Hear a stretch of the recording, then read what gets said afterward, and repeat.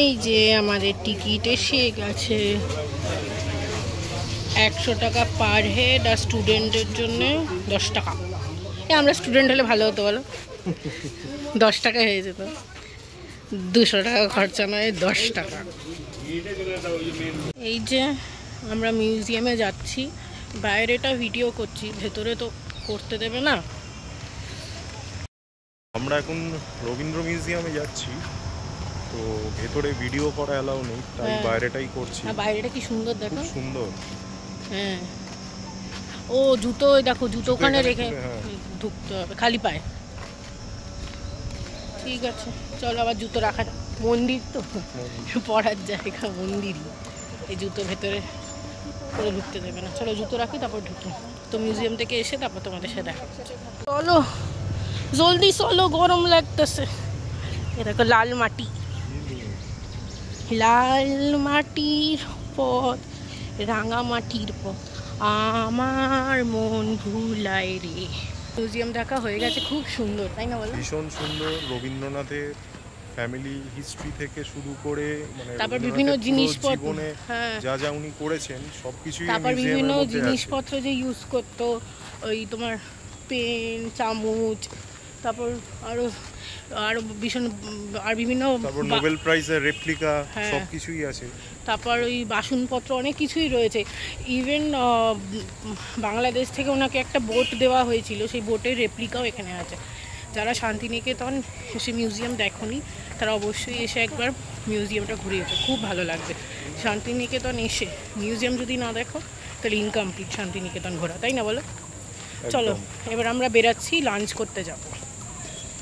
তো আমরা মিউজিয়াম থেকে এখন হেঁটেই যাচ্ছি, বেশি দূরে না, আমাদের গাড়ি যেখানে পার্কিং করা আছে বেশি দূরে না, তাই আমরা এখন হেঁটেই যাচ্ছি ওখানে। আর টুকটাক একটু জিনিস কিনলাম, সেইটা একবারে বাড়ি গিয়ে শপিং ব্লগ করবো, যখন দেখাবো যে শান্তিনিকেতনে কী কী কিনেছি তখন দেখাবো। আর আজকে প্রচণ্ড রোদ, তো চলো যাই।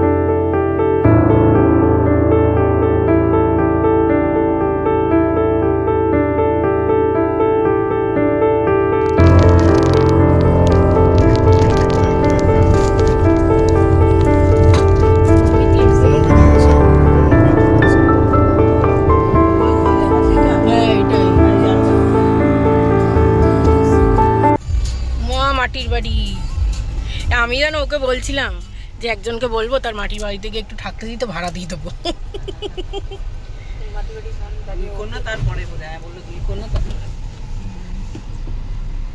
এটা সব সাঁওতাল, সাঁওতাল আদিবাসী তো।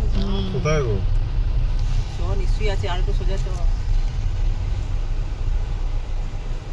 দুই কন্যার পরে বললাম, আমাকে তো শঙ্কর দুই কন্যার পরে। সুন্দর জায়গাটা, কি নাম বললে না? বনবিথির হেসেল ঘর, বনবিথির হেসেল ঘর। এটা হলো পার্কিং এরিয়া। হ্যাঁ সুন্দর এরিয়া।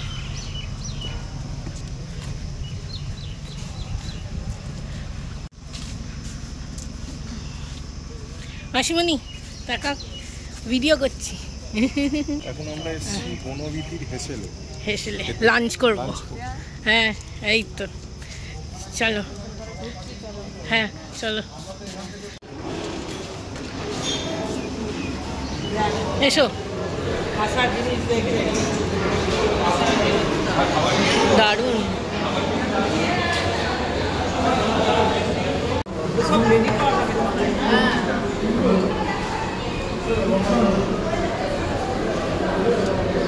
এটা মানে পোস্ত না, এটা পোস্ত। হ্যাঁ সাজানো, সাজানো। মাসিমণি, মাসিমণি এটা সাজাও। এটা ডাল, এটা চিকেন। এটা চিকেন, না না ঠিক আছে দাদা,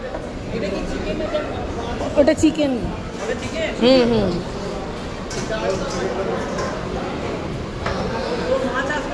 হ্যাঁ মাছ আসবে।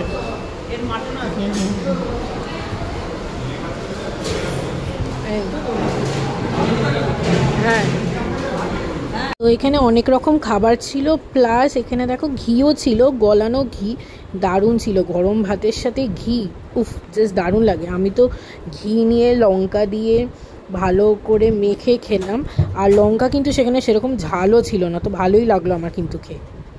আর আমি যেহেতু মাটন খেতে ভালোবাসি, তো এই দেখো এখানে মাটন নিয়েছিলাম। তো মাছ এসছে, এবার চাটনি,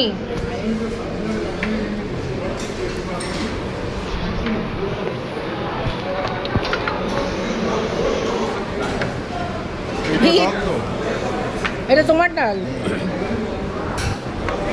এখানে আলু ভাজা আছে, বেগুনি, পাঁপড়, একটু ঘি নিয়েছি, লঙ্কা, আলু পোস্ত, ডাল, এটা মনে হয় পটল আলুর তরকারি, মাটন, চাটনি, পায়েস, দারুণ।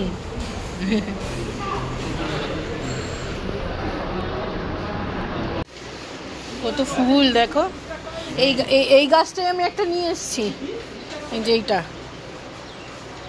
বোগেনভিলিয়া। এইগুলো কি ফুল গো মামা? এগুলো ওই যে এগুলো ছোট ছোট সাদা ফুল, আমাদের যে সাদা ফুল আছে ওটা বড় টগর। তো আমাদের এখন খাওয়া হয়ে গেছে, এখন আর একটা জায়গায় যাব, চলো এখানে কয়েকটা ফটো সেশন করে নিয়ে তারপর যাবো। সুন্দর গার্ডেন। হ্যাঁ হ্যাঁ, এই দেখো এখানে থাকারও ব্যবস্থা আছে, রিসর্ট না, গার্ডেন আছে আবার। দারুণ খাওয়া দাওয়া হলো, তো এখন আমরা খাওয়া দাওয়া সেরে একটা জায়গায় যাচ্ছি, সেইটা হলো বিশ্বভারতী ক্যাম্পাসের ভেতরে। তো সেখানে যেতে আমাদের এই জায়গা থেকে, মানে যেখানে আমরা লাঞ্চ করলাম সেখান থেকে যেতে আমাদের প্রায় 10 থেকে 15 মিনিট লাগবে। তো এই যেই রাস্তাটা দেখছো, এটা কিন্তু পুরো জঙ্গলের মাঝখান দিয়ে রাস্তা, আর এটা খুব একটা পাকা রাস্তা ছিল না, আবার কাঁচা রাস্তাও ছিল না, মানে কি বলতো তোমার মাটির রাস্তাই ছিল, বাট সমান করে করানো। কি নাম বলে এটা? কি শিল্প সদন? না না, শিল্প সদন না, সৃজনী শিল্পগ্রাম। খুব সুন্দর,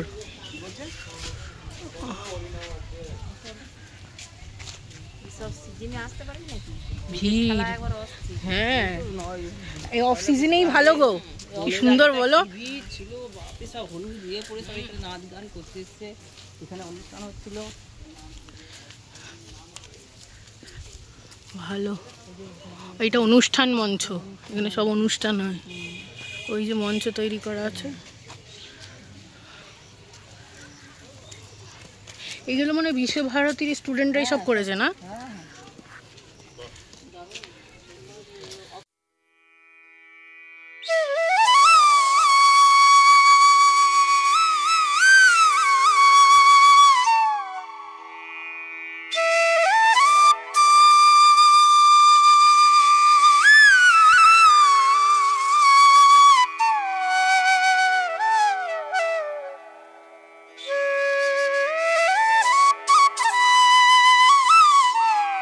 এটা হলো পুতুল ঘর, ক্যালেন্ডার, বাংলা ক্যালেন্ডার। আসছি।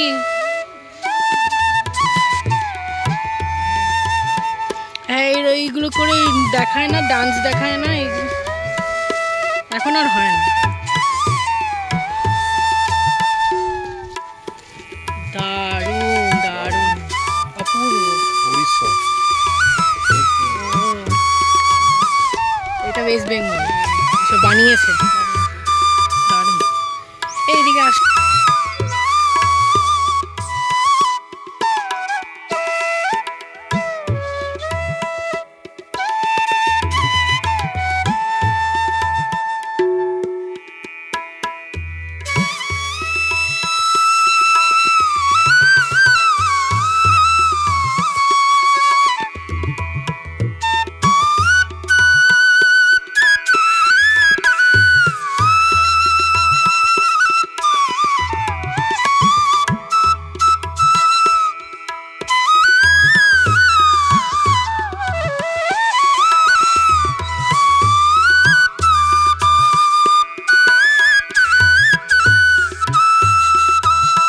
গাছ, দারুণ সব আম ঝুলছে।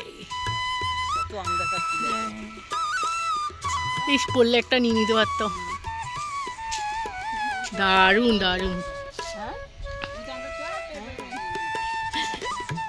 এত উঁচুতে নেওয়া যাবে না। কি সুন্দর, ওই দিকেও আছে আম গাছ, প্রচুর আম, প্রচুর। তো আমাদের এই জায়গাটা ঘোরা কমপ্লিট হয়ে গেছে। তো আমরা যাচ্ছি একজনের বাড়ি, মানে আমাদের রিলেটিভের বাড়ি, যিনি থাকেন হলো বোলপুরে। এর আগে কখনো আমি তো আসিনি। তো উনি হচ্ছেন মানে আমার হাজবেন্ডের মাসি।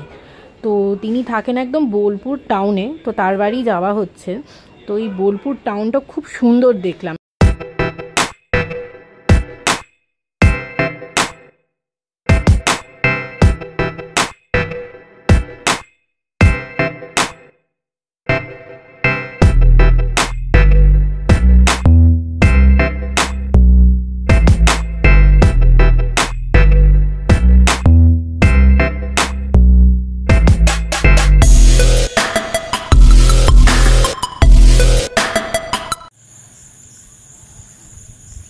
কত সুন্দর ফুটেছে,